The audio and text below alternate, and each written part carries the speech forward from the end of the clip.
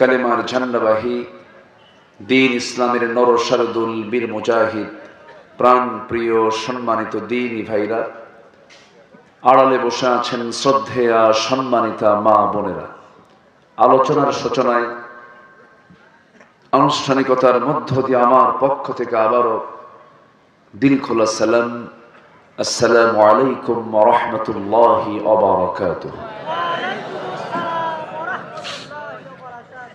সবাই কেমন আছেন?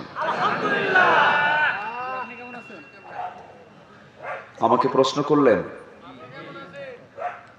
জি, আল্লাহ তাআলা আমাকে আপনার সাথেই তো বসে রেখেছে, এক সাথেই তো আছে। আলহামদুলিল্লাহ, ভালো আছি, বলি আলহামদুলিল্লাহ। মহান রব্বুল আলামিনের শুকরিয়া যে মহান রব্বে করিম,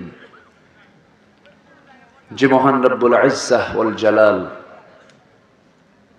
সুস্থতার মতো নিয়ামতকে সাথে নিয়ে সারাদিনের সকল কাজকর্মের ব্যস্ততার ইতি টেনে ক্লান্ত শ্রান্ত দেহটাকে স্বস্তি দেবার জন্য নাতিশীতোষ্ণের এই আরামের ঘুম যখন আমরা আস্তে আস্তে বিছানার দিকে যাব, সেটাকে মাইনাস করে কোরআন শোনাকে জরুরি মনে করে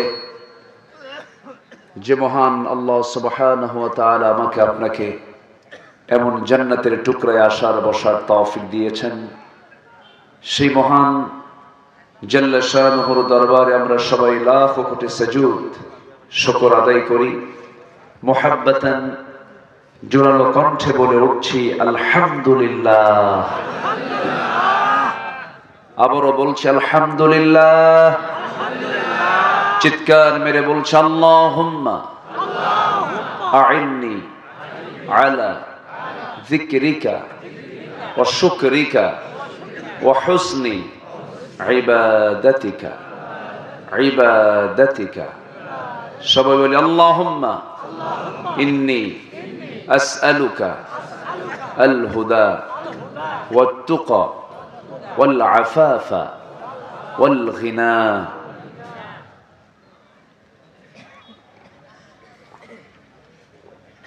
আমরা আল্লাহ তাআলার শুকর আদায় করে নিলাম।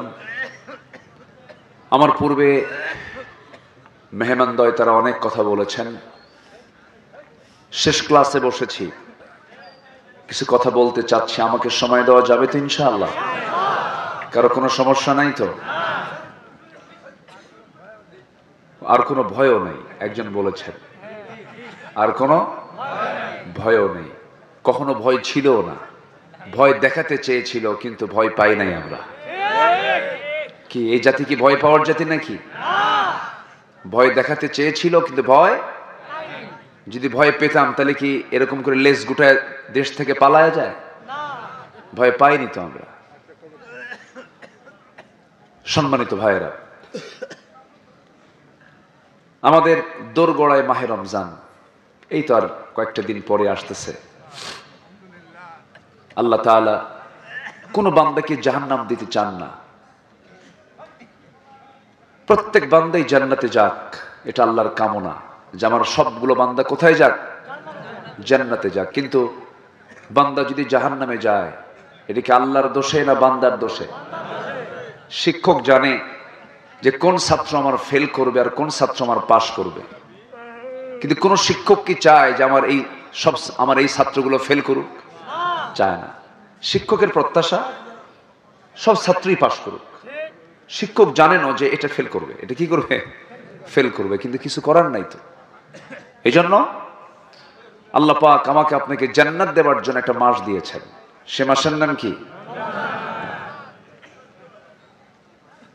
আল্লাহ পাক ফুতিহাত আবওয়াবুল জান্নাহ, আল্লাহ পাক এই রমজান মাসে জান্নাতের দরজাকে খুলে দেন। একটু জোরে বলেন সুবহানাল্লাহ। এবং আল্লাহ তাআলা কিছু কিছু জান্নাতীকে আল্লাহ তাআলা কিছু কিছু বান্দাকে স্পেশালি কিছু দরজা দিয়ে জান্নাতে ঢুকাবেন। যেরকম রাইয়ান একটা দরজা আছে, যে রাইয়ান দরজা দিয়ে শুধু রোজাদাররাই শুধু জান্নাতে প্রবেশ করবে। জোরে বলি সুবহানাল্লাহ। আর রোজা হচ্ছে জুন্নাহ, as-sawmu আজ-জুন্নাহ। রোজা হচ্ছে ঢাল, জাহান্নাম থেকে আল্লাহ পাক বাঁচায় রোজার মধ্য দিয়ে বান্দাকে জান্নাত দিবেন। আল কুরআনু ওয়াস-সাওমু ইউশাফিআনি লিল আবদি। কোরআন এবং সিয়াম এই দুটো জিনিস বান্দাকে সুপারিশ করে জান্নাতে নিয়ে যাবে। সেই মাস সামনে আসছে, আমরা চাইলে এই মাস আমরা পাই? আমরা চাইতো নাকি? আমরা চাইতো? জোরে বলি ইনশাআল্লাহ। আল্লাহ কবুল করুন, আল্লাহ কবুল করুন, আল্লাহ কবুল করুন। সম্মানিত ভাইয়েরা, আমরা এখানে বসে আছি, লস প্রজেক্টে আছি না লাভের প্রজেক্টে আছি বলেন? হ্যাঁ, এখানে বসলে কোনো লস আছে? কিন্তু যদি আপনি চায়ের দোকানে বসেন, লস কি কইছে? লস। চা খাবেন না আপনি? চা খাওয়া কি লস? টাকাও লাগুক, লস তো না। চার দোকানে বসেন আপনি, কিন্তু চার দোকানে ওয়াজ আছে না গল্প আছে? কার গল্প বলেন? বলেন গল্পটা কি মানে ভালো কিছু না মন্দ বেশি? মন্দ বেশি। জানো অমুকের ছেলে না অমুকের মেয়ে, তুমি কি জানো ও একটা মানুষই না? এই যে আলাপচারিতাগুলো হয়, অন্যের যে বদনাম দুর্নাম গুলো হয়, এগুলো কি আমল নামায় কি সব ভারী হয় না গুনাহ ভারী হয়? গুনাহ ভারী হয়ে যায়। পৃথিবীর কোন জায়গায় এমন বরকত নেই যে বরকতটা এই জায়গায় আছে। বলি আলহামদুলিল্লাহ। তাহলে আমরা এখন সফলতায় আছি, লসে আছি না লাভে আছি? লাভে আছি, এটা মাথায় দিলাম। এই লাভ থেকে আমরা যেন না সরে যাই, মাহফিল শেষ হওয়ার আগেই যেন না দৌড় মারি, এটা সবার কাছে আমি উদাত্ত আহ্বানটা আগেই রেখে দিলাম। এটা কিন্তু কেউ ভাববেন না জনসভা, এটা কোনো জনসভা নয়, এটা হচ্ছে ইবাদতের জায়গা। বলি আলহামদুলিল্লাহ। আল্লাহ যেন কবুল করেন। আমরা পৃথিবীতে কোনো কাজ করতে গেলে আমরা লস স্বীকার করতে চাই না, যেন আমরা সফল হই, ফেইল হতে চাই না, আমরা সাকসেস হতে চাই। আল্লাহ তাআলা বান্দাকে সাকসেস হওয়ার জন্য, সফল হওয়ার জন্য কিছু কাজ শিখিয়ে দিয়েছেন কোরআনের বিভিন্ন জায়গায়, বিভিন্ন পৃষ্ঠায়। আল্লাহ তাআলা ফাইজুন বলেছেন, মুফলিহুন বলেছেন, আফলাহ বলেছেন। বিভিন্ন ভাষায় আল্লাহ তাআলা বান্দাকে উদ্বুদ্ধ করেছেন, সফলতার দিকগুলো তুলে ধরেছেন। আমি এগুলোকে একটু সব জায়গা থেকে গুছায় নিয়ে এসে আমি একটা লাইনে কয়েকটা পয়েন্ট আমি কিছু কথা বলতে চাচ্ছি। আমাকে সময় দেওয়া যাচ্ছে তো নাকি? ইনশাআল্লাহ। হ্যাঁ, সম্মানিত ভাইয়েরা, সফল কাকে বলে? যে পিএইচডি ডিগ্রি নিল না, যে প্রেসিডেন্ট হলো না, যে মন্ত্রী হলো না, যে ডিসি হলো না, যে এসপি হলো না, যে প্রিন্সিপাল হলো না। কোন লোকটা সফল হলো? আল্লাহ পাক সুন্দর করে বিভিন্ন জায়গায় বলেছেন। যেরকম আল্লাহ তাআলা এক জায়গায় সুন্দর করে বলছেন, আল্লাহ রাব্বুল আলামিন বলেন, ইন্নাল্লাযীনা আমানু ওয়া আমিলুস সালিহাতি লাহুম জান্নাতুন তাজরি মিন তাহতিহাল আনহার যালিকাল ফাওজুল কবীর। জোরে বলুন আল্লাহু আকবার। সূরাতুল বুরুজ। সূরাতুল বুরুজ মানে হলো গ্রহরাজি, যা আকাশে থাকে। কে সৃষ্টি করেছেন? ওই গ্রহরাজির মালিক কে? আল্লাহ। সফল কারা? আল্লাহ রাব্বুল আলামিন এক নম্বরে বললেন যারা ঈমান এনেছে এবং নেক আমল যারা করেছে। আল্লাহ রাব্বুল আলামিন তাদের কেমন জান্নাত দিবেন, যে জান্নাতের নিচ দিয়ে নহর প্রবাহিত। সেই জান্নাতের নিচ দিয়ে নদী প্রবাহিত, সেখানে 4টা নহর থাকবে জান্নাতের মধ্যে। নাম্বার 1 পানির নহর, নাম্বার 2 হলো মধুর নহর, নাম্বার 3 হলো দুধের নহর, নাম্বার 4 হলো শরাবের নহর। আল্লাহ রাব্বুল আলামিন যে শরাবটা জান্নাতের মধ্যে রাখবেন, এটা খেয়ে লিভার পচবে না, চোখ লাল হবে না, যৌবন নষ্ট হয়ে যাবে না, জান্নাতের শরাব যেটা হবে সেটা পান করলে পরে যুবকের যৌবনটা ডাবল ডাবল, তার যৌবনের শক্তি বেড়ে যাবে। সেই শরাব কি সবাই পান করতে চান? সেই জান্নাতের শরাব কি সবাই পান করতে চান? আল্লাহ কবুল করুন, জোরে বলি আমিন, আরো জোরে আমিন। সম্মানিত ভাইয়েরা, জান্নাতের শরাবের ভিতরে কোনো মাতাল হওয়ার কোনো সুযোগ নাই। আর দুনিয়ার শরাবে মাতাল আছে না নাই বলেন তো? মদ খেলে তাল না মাতাল? মাতাল হয়ে যায়, হুঁশ থাকে না। এক বেচারি মদ খাইছে, দরজার কাছে এসে দরজায় করাঘাত করছে, দরজা খুলো, জোরে জোরে ডাকতেছে। বউ দরজা খুলবে কেমনে, সে তো ভয়ে আছে, রাত 3টার দিকে ও তো খাইছে মদ, একা যাবে কেমনে? ছেলেকে ডাক দিয়ে বলে, বাজান চল, তোর বাপ আসছে। সাথে নিয়ে দরজায় দাঁড়াইছে, দরজা খোলা মাত্র লাল টকটকা চোখ, মদ্যপ বউটার দিকে তাকায়া লাল টকটকা চোখে বলতেছে, আম্মা আসসালামু আলাইকুম। কি কথা কি বুঝতেছে? আচ্ছা। বউ কয়, তোমার কি একটু লজ্জা শরম নাই? ঘুম থেকে উঠেই তুমি আমাকে এরকম করে ডাক দিলা, আমার কি বদনসিব, তোমার কি একটু লজ্জা নাই? পাশে ছেলেটা দাঁড়ায় আছে, যুবক ছেলে, ছেলের দিকে তাকায় বলে, দুলাভাই আসসালামু আলাইকুম। বলবেই তো, সে যে মদ খাইছে। আল্লাহ তাআলা মদকে হারাম করে দিয়েছেন গতকালকে না ১৫০০ বছর আগে? বলেন বলেন বলেন বলেন। ১৫০০ বছর আগে। আর সেই মদ আমার দেশে আবার হালাল করা হয়েছে, আলহামদুলিল্লাহ। হ্যাঁ, একটু জোরে কম, একটু জোরে বলেন। আমরা কি বিজয় আনতে পেরেছি এখনো? ভাবতেছেন বিজয় আসছে, কোনো ভয় নাই? কি একজন বলেছেন কোনো ভয় নাই হুজুর, বহু কাজ আছে। আচ্ছা বলেন তো, সুদের কারবার আজ থেকে ১৫০০ বছর আগে আল্লাহ পাক হারাম করে দিয়েছেন কোরআনে।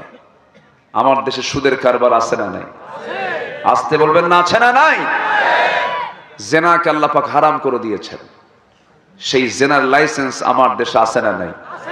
আচ্ছা, সবই তো আছে, কোনটাই বাদ নাই। সম্মানিত ভাইয়েরা, এগুলো ওয়াজ করে ১০০০ বছর ওয়াজ করে বন্ধ হবে না। এগুলোকে বন্ধ করার জন্য আইন করে পাশ করতে হবে, আইন করে বন্ধ করতে হবে, এমনি এমনি হবে না। আপনি আজকে এই লাইনে কথা বলেন, কাজ করেন, হয়তো ক্ষণিকের জন্য আজকে আপনাকে জঙ্গি বলে গালি দিচ্ছে না, কিন্তু বিগত ১৬ বছর আমাদেরকে মৌলবাদী, জঙ্গিবাদ, সন্ত্রাস বিভিন্ন বলে বিভিন্ন গালিগুলো আমাদেরকে শুনতে হয়েছে। হয়তো ক্ষণিকের জন্য হয়তো আমরা শুনছি না, কিন্তু আপনি আবারও সোচ্চার হয়ে সামনে দাঁড়িয়ে যান, আবুল আহাবের আবার দাঁড়ায় যাবে সামনে। আবুল আহাবরা আছে না নাই? আচ্ছা, সম্মানিত ভাইয়েরা, সফল যদি হতে চাই, আগে সবার আগে বড় পুঁজি হলো ইমানটা ভালো করে আনতে হবে। কি আনতে হবে বলেন? ইমানটা ভালো করে আনতে হবে এবং সাথে নেক আমল থাকতে হবে। ইমান এবং নেক আমল, এটা হচ্ছে সবচাইতে ১ নম্বর বড় পুঁজি, এটা মূল পুঁজি। এটা ছাড়া একটা বান্দার 0% কোনো দাম নাই। এটা ১ নম্বর। সফল হওয়ার জন্য আল্লাহ রাব্বুল আলামিন বিভিন্ন জায়গায় কথা বলেছেন। 10টা পয়েন্ট আমি আস্তে আস্তে করে বলবো। নাম্বার 1 বলে দিলাম, ইমান আনতে হবে, নেক আমল করতে হবে। ইমানটা আনা কিন্তু সহজ, ইমানটা টিকে রাখা কঠিন। আল্লাহ আরেক জায়গায় বলছেন, ইন্নাল্লাযীনা ক্বালু রাব্বুনাল্লাহু সুম্মা ইসতাকামু তাতানাজ্জালু আলাইহিমুল মালায়েকা আল্লা তাখাফু ওয়া লা তাহজানু ওয়া আবশিরু বিল জান্নাতিল্লাতী কুনতুম তুআদুন। জোরে বলুন আল্লাহু আকবার। নিঃসন্দেহে যারা বলবে আমার রব আল্লাহ, সুম্মা ইসতাকামু, এবং তার উপরে যারা টিকে থাকবে, আল্লাহ বলছেন ঈমান আনবে এবং টিকে থাকবে যারা, তাদেরকে রাসূল জান্নাতের সংবাদ দিয়ে দেন। ঈমান আনা যায়, কিন্তু ঈমান টিকে রাখা কিন্তু সহজ নয়। এই 16 বছরে বহু নামাজি ওই দলে যোগ দিছিল, কি ঠিক আছে না? দলীয় পদ ধরে রেখেছে, ব্যবসা বন্ধ হবে। দলীয় পদ গিয়ে দখল করেছিল, আমার সামাজিক মর্যাদা নষ্ট হয়ে যাবে, যেদিকে বৃষ্টি সেই দিকে ছাতা, এরকম ধরনের লোক আছে না নাই? আছে। সম্মানিত বন্ধুগণ, ঈমানটা আনা যায়, কিন্তু ধরে রাখা খুব কঠিন ব্যাপার। আমার ভাইয়েরা, ঈমানটা সাহাবায়ে কেরাম এনেছেন, কিন্তু তাদের ঈমানটা ধরে রাখতে গিয়ে কত ত্যাগ স্বীকার করতে হয়েছে। কম বেশি আমাদের ইতিহাসগুলো জানা আছে। একজন সাহাবীর কথা মনে হয়ে গেল, ঈমানটা তিনি আনলেন। ঈমান আনার সঙ্গে সঙ্গে হিজরতের অর্ডার হয়ে গেছে। আমার নবীজি মক্কা থেকে মদিনায় হিজরত করে গেছেন, চলে গেছেন তিনি সাহাবায়ে কেরামকে সঙ্গে করে নিয়ে। একজন সাহাবীর কানে যখন সংবাদ চলে আসছে, তিনি বললেন আমিও থাকবো না, চলো আমার বউ। ছোট্ট একটা সন্তান সাথে নিয়ে রওনা দিয়েছেন, সপরিবারে মক্কা ছেড়ে মদিনার দিকে রওনা দিয়েছেন। রাস্তার ভিতরে শ্বশুর পক্ষের লোক এসে বউটাকে জোর করে ধরে নিয়ে চলে গেল। বলল মেয়েকে তোমার হাতে দেব না, কারণ মেয়েটা আমাদের, মদিনায় যেতে দেব না। শ্বশুর বাড়ির লোকজন বউটাকে জোর করে নিয়ে চলে গেছে। নিজের আপন ভাইয়েরা, মাত্র একটা সন্তান, 4 বছর বয়স সন্তানকে জোর করে ভাইয়েরা নিয়ে চলে গেছে। বলল তুই একা চলে যা। তিনি বললেন আমার কাছ থেকে বউটা তোমরা নিয়ে নিলা, সন্তানটা নিয়ে নিয়েছ, আমার বিন্দু পরিমাণ কোনো দুঃখ নাই, কিন্তু মৃত্যু, মরে যাব, মৃত্যুর মুখোমুখি হব, কিন্তু ঈমান আমি কখনো হারাতে পারবো না। চললাম, বউ নিয়ে গেছো নাও, সন্তান নিয়েছো নাও, সম্পদ নিয়েছো নাও, চলে গেলাম। চলে গেছেন মদিনায় একাকী। বউটাকে তারা বেঁধে রেখেছে, বন্দি করে রেখেছি। ছোট্ট বাচ্চাটাকে ভাই নিয়ে চলে গেছে, ভাইয়েরা নিয়ে চলে গেছে। এই দাম্পত্যময় জীবনটা খুব সুখময় ছিল, খুব হৃদয় বিদারক এই সাহাবীদের এই স্বামী স্ত্রীর জীবনটা।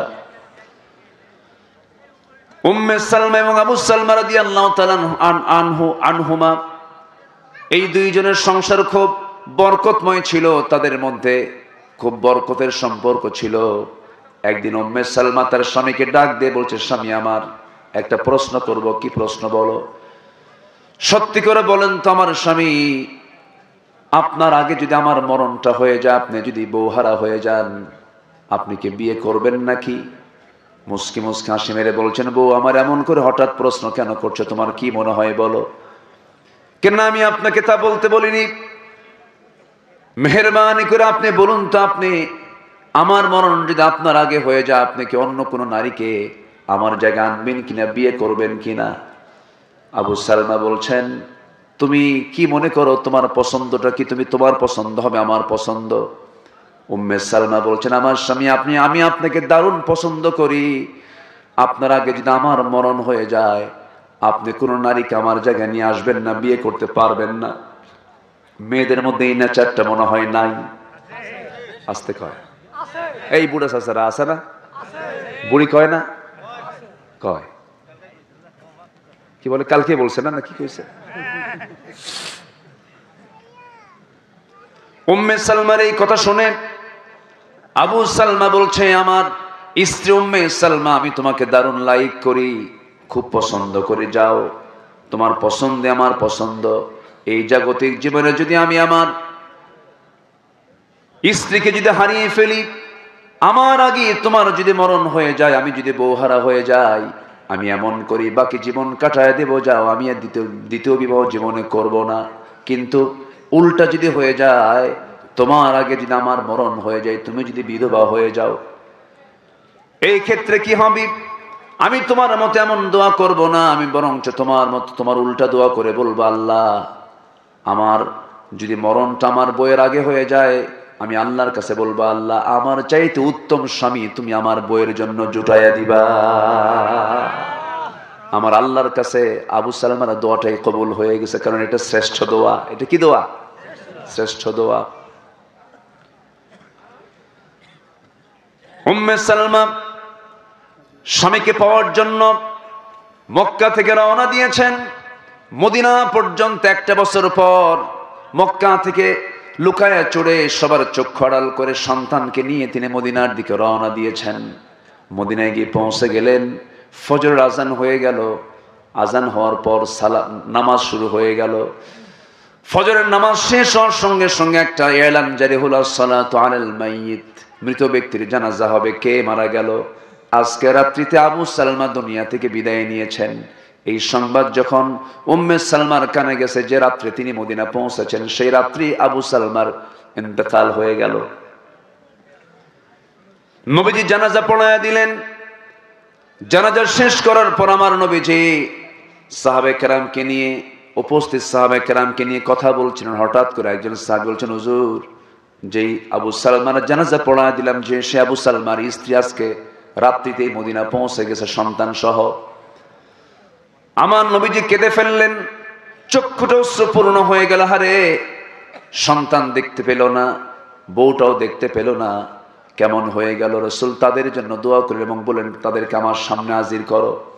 এতিম সন্তানকে কোলের মধ্যে নিয়ে বললেন, উম্মে সালমা চিন্তা করো না, আমি হলাম এতিমদের লিডার। এই সন্তানের সার্বিক দেখাশোনার দায়িত্ব বিশ্ব নবীর কাঁধে পড়ে গেছে। জোরে বলি সুবহানাল্লাহ। আমার নবীজি এরপরে উম্মে সালমাকে লক্ষ্য করে বলেন, উম্মে সালমা তুমিও চিন্তা করো না, আমার অনেক আমলওয়ালা সাহাবী আছেন, আমার অনেক প্রিয় সাহাবী আছেন, এর মধ্যে যে কোনো একজনকে তোমার সঙ্গে বিয়ে দিয়ে দেব, তোমার বিয়ের ব্যবস্থা হয়ে যাবে। উম্মে সালমা বলছেন, ইয়া রাসূলুল্লাহি, এই জাগতিক জীবনে আমার মনে হয় আমার স্বামীর চাইতে উত্তম স্বামী দুনিয়াতে আর দ্বিতীয়টা নাই, আমার বিয়ের কোনো প্রয়োজন নাই। আমার নবীজি চুপ মেরে গেলেন, কিচ্ছু বললেন না। আমার নবীকে ইঙ্গিত দিয়ে জানানো হলো, তার কাছে সংবাদ পৌঁছে গেল, হে রাসূল, আল্লাহর পক্ষ থেকে চূড়ান্ত ফয়সালা হয়ে গেছে, এই জাগতিক জীবনে উম্মে সালমার জন্য উপযুক্ত কোনো পুরুষ নাই, একমাত্র আপনি তাকে বিয়ে করে নিতে পারেন। জোরে বলি সুবহানাল্লাহ। দোয়া কবুল হয়েছে কার? বলেন। স্বামীর। কি এটা?